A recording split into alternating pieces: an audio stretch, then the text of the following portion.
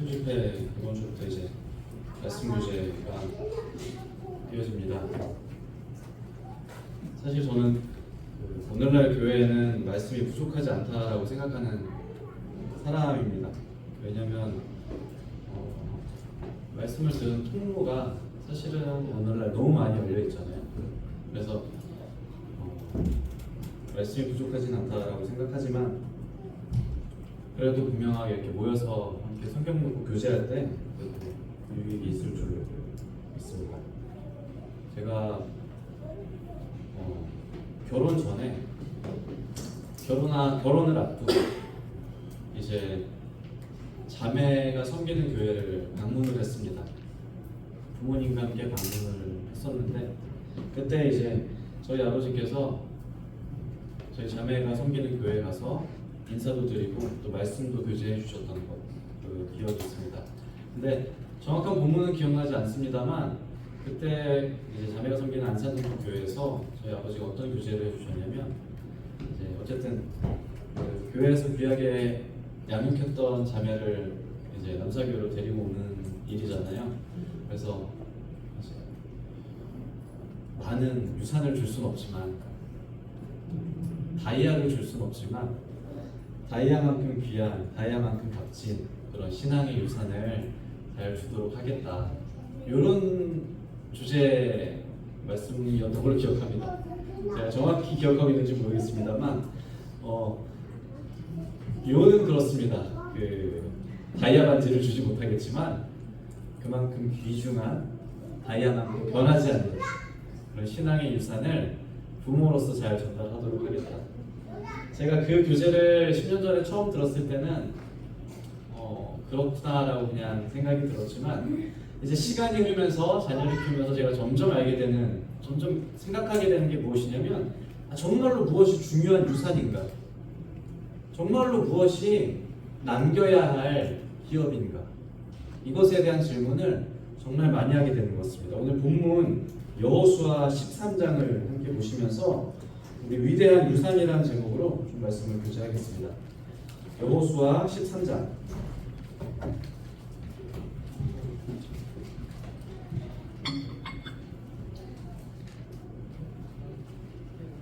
구약성경 여호수아서 13장 14절 말씀 한 절만 읽겠습니다. 여호수아 13장 14절 함께 읽겠습니다. 여호수아 13장 14절 시작. 오직 레위 지파에게는 여호수아가 기업으로 준 것이 없었으니 이는 그에게 말씀하신 것과 같이 이스라엘 하나님 여호와께 드리는 화제물이 그들의 기업이 되었으리더라. 네, 본문 말씀은 이제 배경을 잠깐 얘기해드리자면 모세가 이스라엘 백성들을 데리고 애굽을 떠나서 광야를 헤매다가 이제 가나안 땅에 들어가게 됩니다. 가나안 땅은 여호수아와 함께 들어가죠. 그래서 가나안 땅의 정복 전쟁을 거의 마무리하고 이제 땅을 분배하기 시작합니다. 12지파에게 그들이 제비 뽑은 그 순서대로 예를 들어서 요셉 지파는 여기, 베냐민 지파는 여기 이런 식으로 땅을 분배하죠. 그래서 땅을 분배하는 과정 중에 이 기업이라는 표현이 등장합니다. 기업이라는 표현은 오늘날로 말하자면 유산이라는 것과 동일한 표현이거든요. 유산, 분기, 기업 모두 다 동일한 말입니다. 하나님이 그들에게 유산으로 주셨다는 것. 그렇지만 본문 13장 14절에 레위 지파는 기업으로 받은 것이 없었다라고 기록합니다.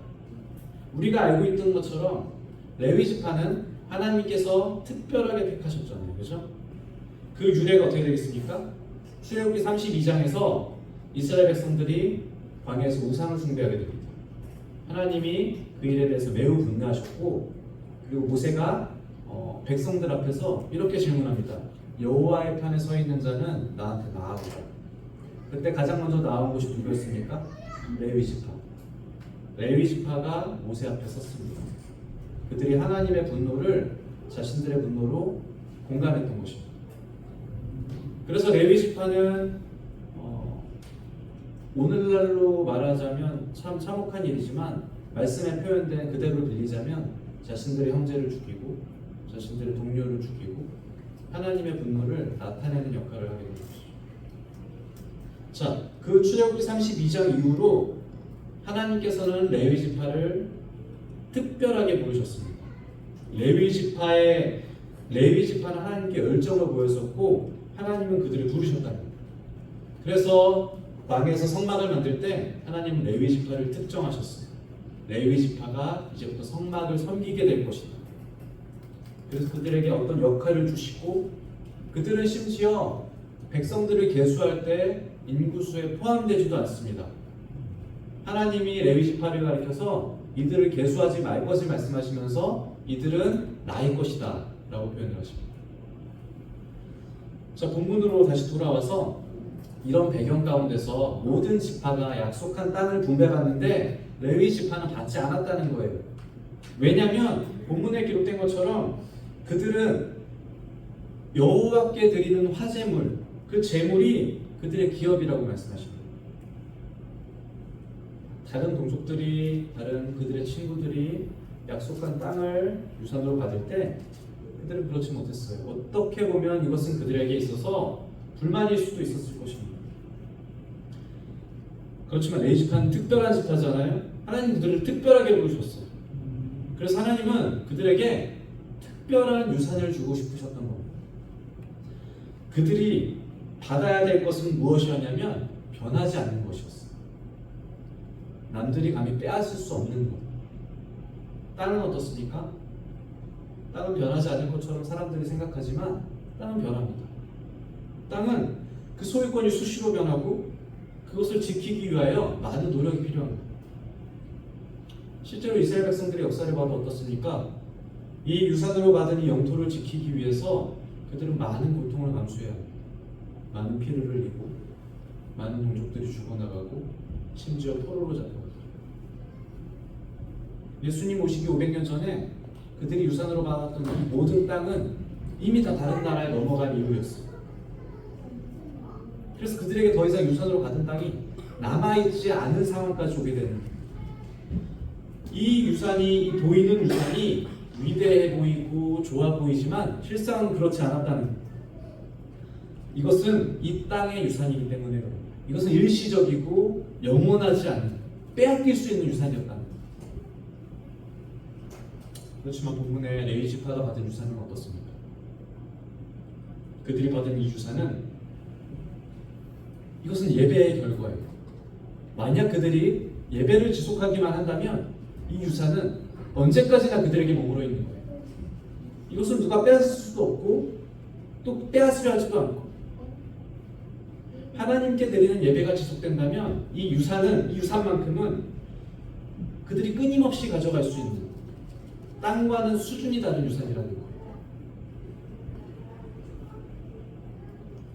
미국에 저는 잘 모르지만 어떤 그 경제학 박사인 분이 계십니다. 저도 처음 들었습니다만 그 스탠리 교수라는 분이 부의 세습이라는 것을 연구했다라고 해요. 부가 어떻게 세습되는지. 그래서 최근 20-30년 사이에 미국에 그 미국을 이끌어가는 유명한 부자들을 다 이제 조사한 겁니다. 근데 그들을 지금 위치로 이끈 것이 물질적인 유산으로 비롯된 경우는 20%밖에 되지 않았다는 거예요. 그렇다면 그 나머지 80%는 도대체 어디로부터 왔는가? 그것을 그가 조사하기 시작했습니다. 5가지로 압축했는데 근면, 성실, 정직, 용기, 신앙과 같은 좋은 습관에서부터 비롯됐다. 보이지 않는 유산으로부터 비롯됐다는 것입니다. 눈에 보이는 유산이 그들을 성공으로 이끈 것이 아니라 보이지 않는 유산이 그들을 남들이 성공이라고 부르는 그 길로 이끌었다는 거예요. 세상에서 말하는 부도 이러한데 하물며 영적인 것은 어떻겠습니까? 눈에 보이는 것들은 결국 언젠가 사라집니다. 이스라엘 백성들이 받은 이 땅처럼 눈에 보이는 것들은 언제나 분명하게 변하게 됩니다. 그렇지만 눈에 보이지 않는 하나님께서 주신 보이지 않는 이 유산은 그렇지 않다는 것입니다. 제가 아까 자녀들에 대한 고민을 잠깐 말씀드렸습니다. 자녀들에 대해 어떤 것을 물려줘야 될까? 고민을 해도 별로 답이 나오지 않아요. 속된 말로 집 한 채씩 한다고 합시다. 저 아들 셋이잖아요, 그죠? 이건 견적이 도저히 계산기를 두드려봐도 나오지 않아요. 세상적으로 가능한 그런 유산이 아니라. 그렇다면 무엇을 주어야 되는가? 결국에 답은 그것밖에 없는 겁니다. 영원한 것, 변하지 않는 것, 그들 평생에 가져갈 수 있는 것. 무엇입니까? 신앙의 습관. 기도하는 것, 아침에 말씀을 보는 것, 부모님 순종하는 것, 성도들을 사랑하는 것, 눈에 보이지 않는 누가 그들을 통해서 빼앗으려고 해도 빼앗을 수 없는 것, 정말 변하지 않는 유산. 지금 주지 않으면 나중엔 결코 줄 수 없는 그런 것들. 이게 진짜 유산이라는 거예요. 주원이 이름으로 제가 주원이 태어날 때 청약통장을 만들었습니다. 5만 원씩 들어가고 있습니다. 한 달에. 지금 이제 태어난 지 뭐 한 110개월, 120개월 정도 된 것 같은데 제가 통장을 들여다보지는 않았습니다만 뭐 대충 계산해도 한 500만 원 정도 있겠죠. 500만 원, 많으면 600만 원. 이렇게 이제 제 나름대로의 제 인간적인 계획으로 통장을 만들었단 말입니다. 주원이 이름으로 또 나가는 게 있습니다. 선교원금이 만 원씩 나가는 게 있어요. 주원이 이름으로. 자, 지금 제 통장에 남아있는 건 500만 원은 남아있지만 이 선교원금 만 원은 사실 남아있지 않거든요. 굳이 재정으로 환산하자면 마이너스 뭐 100, 200 이렇게 되겠죠. 근데 어느 날인가 저한테 어떤 생각이 들었냐면 어느 날인가 이 가치가 뒤집히게 될 날이 분명히 있을 거예요. 지금의 인간적인 가치로 청약통장 500만 원이 더 귀해 보이고 더 값어치 나가고 눈에 보이겠지만 어느 날인가 하나님께서 우리를 부르실 때 이 보이지 않는 가치가 역전되는 순간이 분명히 있을 거예요. 하나님이 자신이 선택한 레이지파에게 변하지 않는 유산을 주십니다. 다른 모든 사람들이 가치 있다고 생각하는 땅이 아니라 하나님 자신을 그들에게 기업으로 주셨다는 거예요. 그들을 더욱 특별하게 부르셨어요. 하나님을 위해 열심을 했던 레이지파를 하나님께서 특별하게 부르셨다. 오늘날엔 누구를 이렇게 특별하게 부르셨습니까? 성경에서 찾지 않겠습니다만 베드로전서 2장 9절에 분명히 이렇게 기록합니다. 그러나 너희는 택하신 족속이요 왕같은 제사장들이 거룩한 나라요 그의 소유가 된 백성. 여기서 너희는 누구를 가리킵니까? 신약교회 성도들, 저와 여러분들을 가리킵니다. 우리를 가리켜서 너희는 택하신 족속이요 왕같은 제사장이요 거룩한 나라요 그의 소유가 된 백성이요.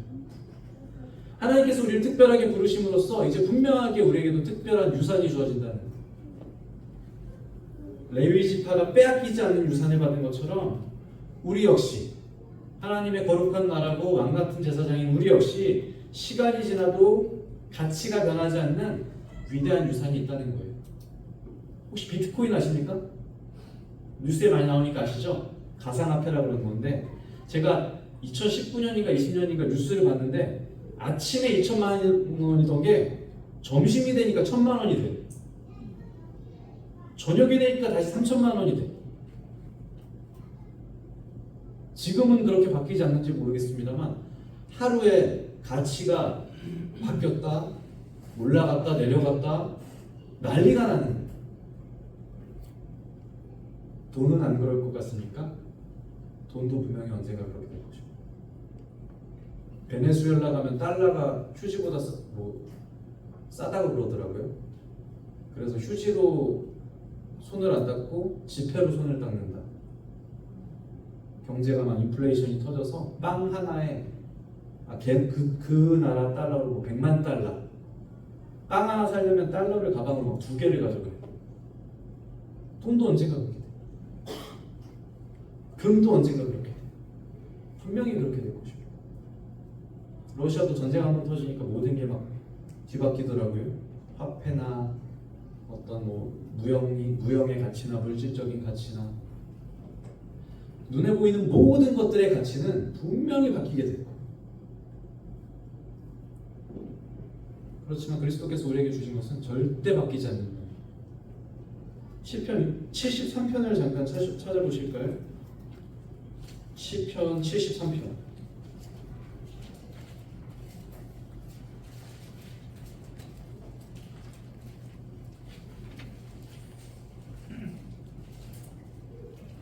(73편) 26절입니다.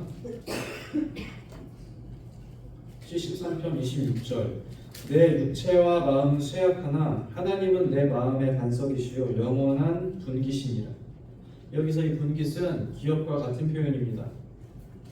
하나님께서 우리의 영원한 기업, 우리의 영원한 유산이 되어 주신다는 거예요. 이 위대한 유산은 결코 흔들리지 않는 가치를 준다는 거예요. 세상의 모든 가치는 흔들릴지언정 이것은 절대적으로 변하지 않는 가치라는 것입니다. 그래서 이것을 우리가 정말 위대한 유산이라고 부를 수 있는 것입니다. 자, 레위 지파가 받기 위한 이 위대한 유산의 조건이 하나 있었습니다. 그것이 무엇이었습니까? 아까 읽었던 여호수아 말씀에 기록됐지만 기억나실 것입니다. 그들이 그 유산을 받기 위한 조건, 그들의 분깃은 무엇이라고 표현했냐면 화제물이라고 그랬거든요. 즉 그들이 유산을 받기 위해서는 반드시 뭐가 선행되어야 된다는 것이죠? 제사. 예배가 없으면 그들이 받을 기업이 없다는 것입니다. 그들이 제사를 드리지 않으면 레위 지파는 그들이 받을 유산이 없다는 것. 그들이 받기로 약속된 이 기업이라는 것은 실제로는 예배의 부산물에 불과해요. 예배를 드려야만 나오는, 예배를 통해서만 생성되는, 예배가 없으면 그들이 받을 목이 없다는 거예요. 실제로 사사기의 마지막에는 예배를 잃어버린 이스라엘 백성들로 인해서 마땅히 받아야 될 유산을 잃어버린 레위 지파 사람의 모습이 등장합니다. 아마 기억나실 거예요. 이 레위 지파 사람은 받을 유산이 없어졌어요. 왜? 이스라엘 백성들이 예배를 잃어버렸었거든요. 그들이 제사를 드리지 않았었거든요. 그들이 유월절을 지키지 않았었거든요. 그래서 이 레위 지파 사람은 받을 몫이 없는 거예요.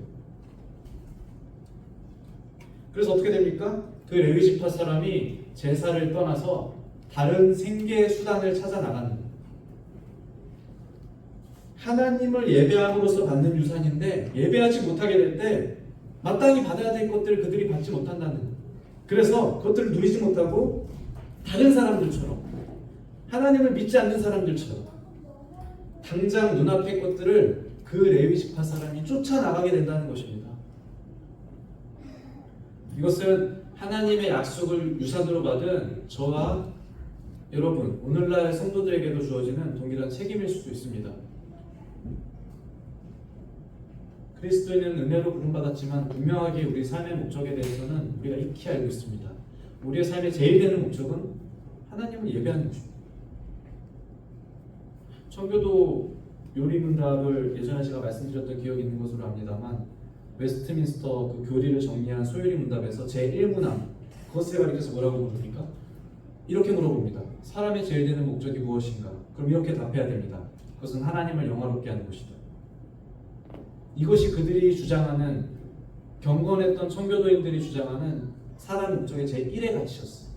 하나님을 영화롭게 하고 그분께 영광을 돌려드리는 것. 본질적으로 우리의 목적도 당연히 예배라는 거예요. 레위인이 하나님을 예배하도록 부름을 받은 것처럼 성도도 하나님을 예배하도록, 하나님을 영화롭게 하도록 그렇게 부름을 받았다는 것입니다. 예배라는 단어가 굉장히 추상적이고 또 어떻게 보면 어렵게 느껴집니다. 그래서 예배가 무엇이지? 예배가 무엇입니까? 어떻게 하면 예배를 드릴 수 있습니까? 이 예배라는 개념에 대해서 많은 성경학자들이 여러 가지 글로 표현을 하지만 공통적으로 주장하는 세 가지 개념이 있습니다. 첫 번째는 경배, 두 번째는 순종, 세 번째는 섬김입니다. 이 세 가지를 한데 묶어서 우리가 예배라고 부릅니다. 경배하고 순종하고 섬기는 것. 경배는 무엇이죠? 말 그대로 하나님을 높여드리는 것. 우리 삶의 모든 순간에서 하나님을 높여드리는 것. 하나님이 가장 높은 곳에 있다고 인정하는 것. 그것이 예배입니다. 순종은 무엇입니까? 말씀에 순종하는 겁니다. 우리가 읽고 있는, 우리가 듣고 있는, 우리가 암송하고 있는 그 모든 말씀에 순종하는 것. 그것이 예배입니다. 섬김은 무엇입니까? 하나님께 우리의 모든 것들을 드리는 것입니다. 하나님을 사랑하고 성도를 사랑하는데 헌신하는 것입니다. 그 모든 것들이 예배라는 거예요. 예배라는 개념이 복잡하고 높은 차원의 고차원적인 것들이 아니라 우리 일상에서 충분히 이루어질 수 있는, 모든 순간에 이루어질 수 있는 거예요. 이것이 성경에서 우리에게 요구하는 예배라는 거예요.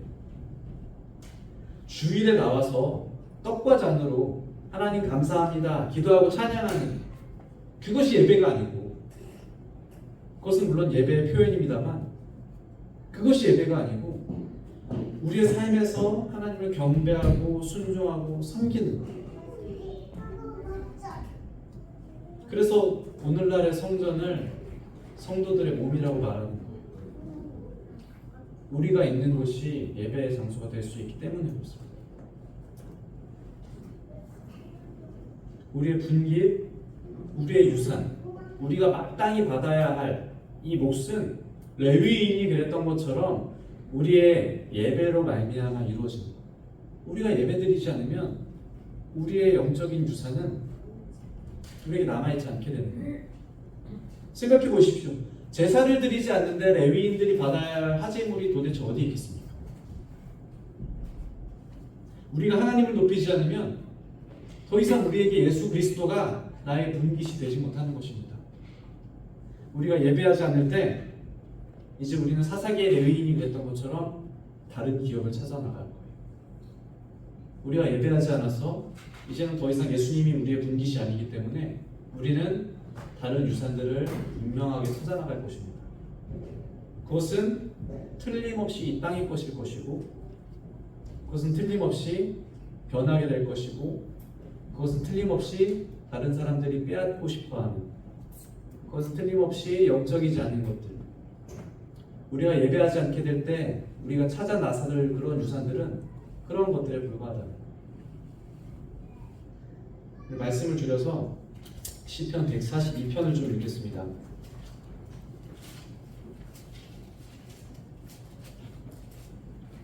시편 142편 5절에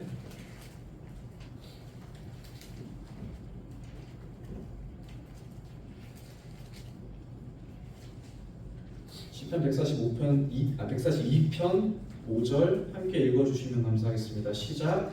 여호와여, 내가 주께 부르짖노니 주는 나의 피난처시요 살아있는 사람들의 땅에서 나의 근기시리라 하나이다.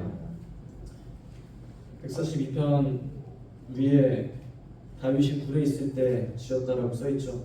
다윗에게 있어서 굴이라는 것은 그에게 가장 어려운 시기를 의미합니다. 우리가 알고 있는 것처럼 다윗은 도망 다닐 때 굴에 있었어요. 그의 인생에 있어서 가장 어려운 시기, 가장 고통스러운 시기, 가장 눈물이 많았던 시기, 그 시기가 다윗에게 있어서는 굴이었어요. 그는 지금 이 땅에서 분깃이 없었어요. 유산이 없었다고요.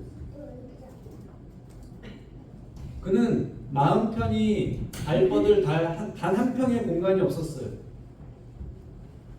그는 끊임없이 도망 다녀야 됐어요. 그에게 이 땅에서 영적인 이 분깃 말고 이스라엘 백성들이 흔히 유산이라고 생각하는 그 기업은 전혀 남아있지 않은 상태였다는 거예요. 그런데 그는 예배했습니다. 우리가 잘 알고 있는 것처럼 다윗은 예배자였어요. 그는 어디서든 예배했을 것입니다. 그가 예배했을 때 그 결과가 무엇입니까? 예배의 결과는 무엇이라고 그랬죠? 우리에게 기업이 주어지는 거예요. 분깃이 주어집니다. 그래서 다윗이 이렇게 고백하는 거예요. 여호와는 나의 분깃입니다. 다윗이 굴에서 예배했을 때 그는 놀라운 유산을 상속받게 되는 것입니다. 이 땅에 비록 단 한 평의 분깃이 없을지라도 그는 이 굴에서 놀라운 영적인 분깃을 발견하게 됩니다. 이것은 예배로만 말미암는 거예요. 예배에서만 나올 수밖에 없는 거예요. 예배를 통하지 않는 것은 나올 수 없는 이 영적인 유산이 있다는 거예요. 주는 나의 피난처시고 나의 분깃입니다. 나의 유산이시고 내가 갖고 싶은 유일한 곳입니다. 예배하는 이들에게 분명히 주어지는 위대한 유산이다. 사랑하는 우리 남사계 성도님들도 분명하게 받아야 될 이 기업이 있을 줄로 믿습니다. 이것은 절대 사라지지 않고 누구도 빼앗을 수 없는 일시적이지 않은 영원한 유산이라는 것입니다. 함께 기도하겠습니다.